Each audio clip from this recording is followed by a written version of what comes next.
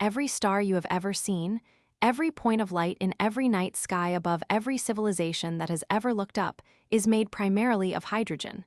We know this. It is foundational. It is the first sentence of stellar physics.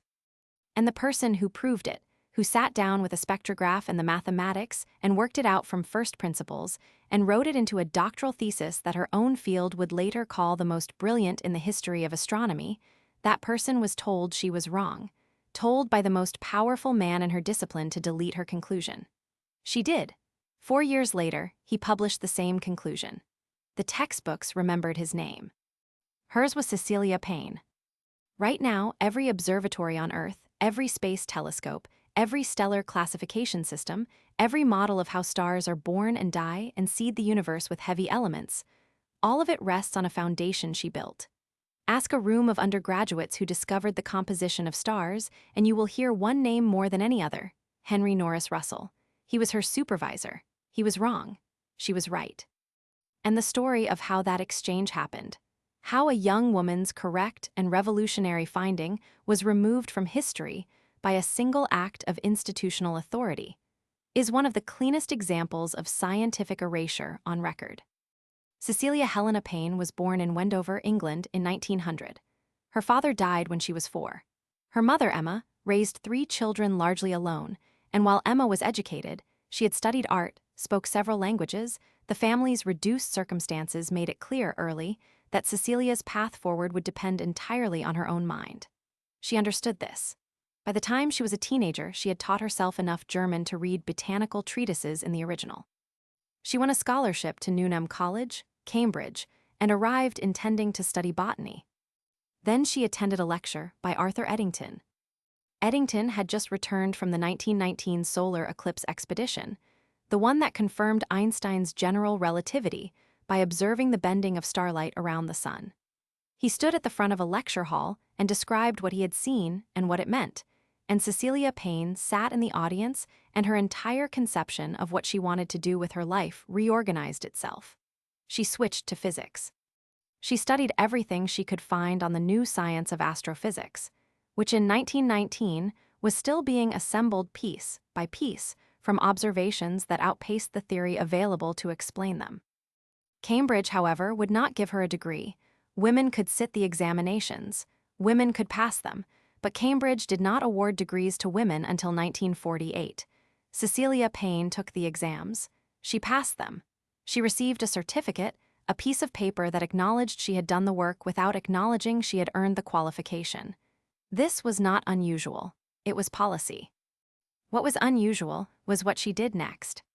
She met Harlow Shapley, director of the Harvard College Observatory, who was visiting England in 1922 and who was, unlike many of his contemporaries, actively interested in bringing talented young scientists to Harvard. He offered her a fellowship.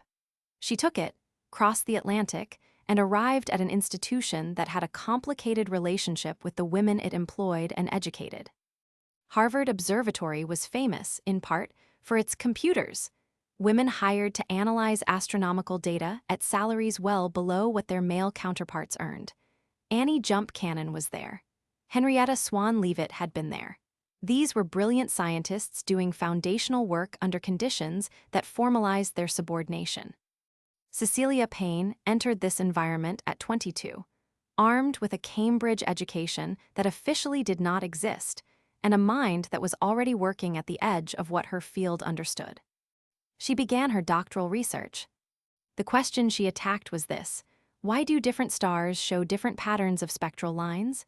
A spectrograph breaks starlight into its component wavelengths, and those wavelengths, those dark lines against the rainbow, tell you which elements are present. Different stars showed wildly different spectral patterns. The prevailing assumption was that these differences reflected real differences in chemical composition, that some stars had more calcium, others more iron, and that this variation was intrinsic to the star itself. Payne was not satisfied with this explanation. She had been reading the new quantum mechanics, particularly the work of Meghnad Saha, an Indian physicist who had developed equations showing how the ionization state of an element, how many electrons it had lost, depended on temperature and pressure. Saha's ionization theory was the key that Payne realized almost no one in stellar astronomy had yet used properly. If the same element could look completely different in a spectrum depending on the star's temperature, then the spectral differences between stars might not be telling you what those stars were made of. They might be telling you something about temperature, while the underlying composition remained constant. She applied Saha's equations to the Harvard Plate Collection, one of the largest archives of stellar spectra in existence. She worked through the data methodically, systematically, over the course of her graduate years. The numbers kept pointing in one direction. Hydrogen, and to a somewhat lesser degree helium, were not merely common in stars. They were overwhelmingly dominant, by a factor that staggered even her. Hydrogen in the Sun was roughly 1,000,000 times more abundant than the metals like iron and calcium that had seemed so prominent in the spectrum. This was not what anyone expected. It contradicted the assumption, never seriously tested, more or less inherited from the reasonable-seeming idea that the Sun and the Earth were made of similar stuff, that stars had a composition broadly similar to rocky planets. Payne's analysis said otherwise. It said the Sun was made almost entirely of the lightest and simplest element in the universe. She wrote it up. The thesis was called Stellar Atmospheres. It was submitted in 1925 and became the first PhD in astronomy awarded by Radcliffe College, the institution through which women at Harvard received their degrees. Before submitting, she sent a draft to Henry Norris Russell. This was standard practice. Russell was the most eminent figure in American astronomy.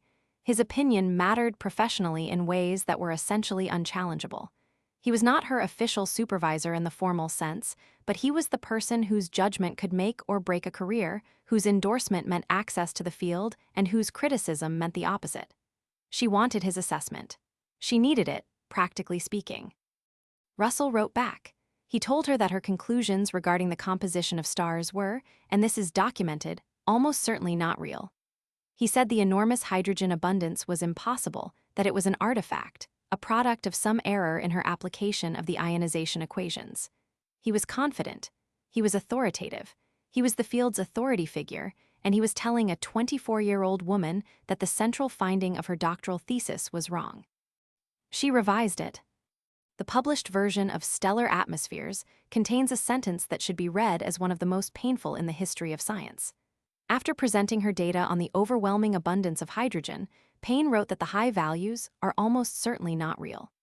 She acknowledged, in print, the exceptional nature of the finding, and she walked it back. She attributed the apparent anomaly to some systematic error rather than defending what her data actually showed. She knew her numbers were right. She had checked them. She had checked them again. But Henry Norris Russell had said they were impossible, and the academic ecosystem in which she existed gave her very little room to say, in the published record, "I believe him to be mistaken, and I am standing by my conclusion." This is the specific cruelty of what happened. It was not a theft in the night. It was institutional pressure applied at the precise moment when her scientific confidence was most vulnerable, when she was a graduate student seeking approval from the most powerful figure in her field, and it worked. She doubted herself, or at least she was made to act as though she did, publicly and permanently, in the pages of her own thesis. 4 years passed. In 1929, Henry Norris Russell published his own analysis of the composition of the Sun. Using methods that built on, without adequately acknowledging, the framework Payne had developed, he concluded that hydrogen was overwhelmingly the most abundant element. He presented this as a new finding. The paper carried his name, his reputation, his authority. The discovery circulated through the field attached to him. The footnote he gave Payne was not nothing. He mentioned her work. But the structure of the credit, the shape of who got to stand in front of the discovery and receive the field's recognition, was clear. Russell had arrived at her conclusion 4 years after she had published it under his name, and the community largely accepted the framing his stature imposed. Cecilia Payne did not disappear. She remained at Harvard and continued producing significant work throughout her career. She published books on stellar atmospheres and variable stars. She mentored students. She eventually became the first woman to chair a department at Harvard in 1956, 31 years after she had written the thesis that remade our understanding of the cosmos.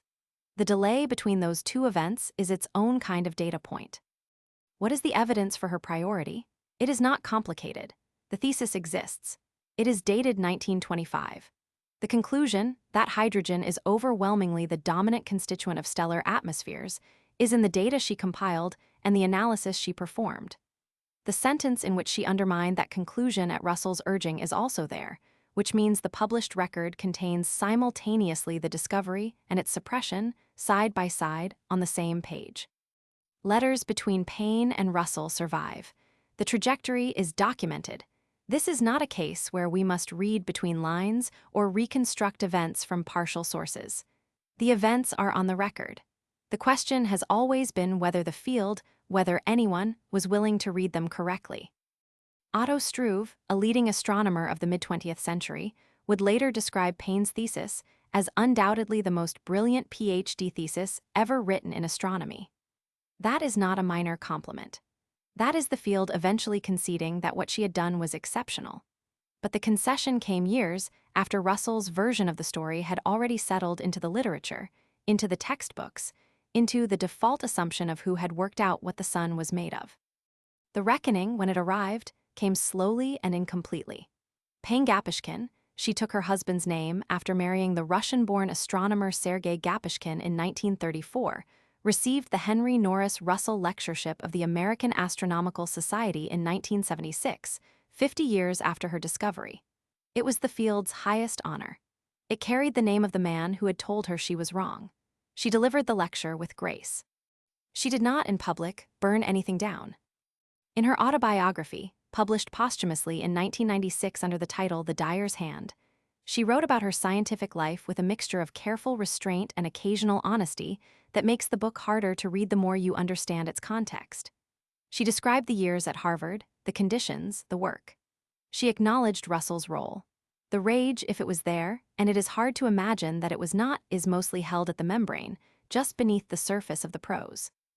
There is something specific and important here that goes beyond the personal injustice to one woman. Cecilia Payne worked at the intersection of multiple systems of exclusion. She was a woman in a field that categorically denied women formal credentials.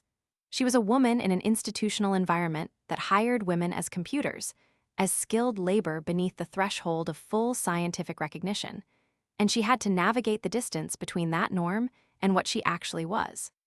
She was an immigrant in a new country, dependent on fellowships and patronage in ways that constrained how much professional risk she could take. When Russell told her she was wrong, she did not have the professional insulation to say, "I disagree, I am proceeding." The cost of that response, for her in 1925, would likely have been her career. Russell faced no equivalent cost. He was the authority. He occupied a position where being wrong was a small matter, a revision, a later paper with a corrected conclusion. For Payne, in that moment, challenging his authority risked everything her work had built. That is not an accident. That is what the system produced. We know what stars are made of because Cecilia Payne looked at the data and followed it without flinching, until someone with enough institutional power flinched for her. The discovery is hers. The thesis is dated. The equations are hers, the methodology is hers, the conclusion is hers, and every stellar model that has descended from that 1925 document is built on her foundation, whether the structure acknowledges it or not. She died in 1979 in Cambridge, Massachusetts. The sun she described, made of hydrogen, as she demonstrated, as she always knew, rose the next morning over Harvard Observatory, where she had spent most of her working life. It rose the morning after that. It will rise tomorrow. It is made of what she said it was made of. The least we can do is remember who said it first.